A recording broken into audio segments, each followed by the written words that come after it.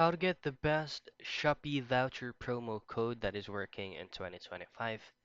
Now, the very first thing that you can do is there are plenty or platforms or site for you to be able to get that voucher and use it on the Shopee app.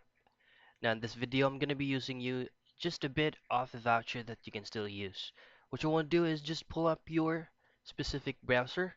Now, in this video, I'm going to be using Google Chrome and then just head directly to the search bar. So we will be visiting a certain site that's going to be called coupons.rappler.com.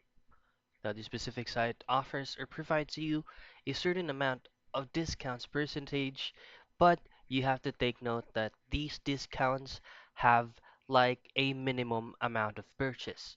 So once you're here, you just gotta go ahead and check for the featured stores, which is gonna be Shopee. Just click on that and you will be redirected to a page in which you can use these specific amounts of vouchers.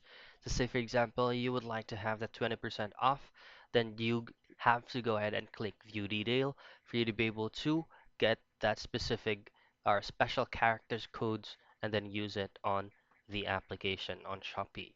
So that's it. That's how easy you can get a Shopee voucher promo code.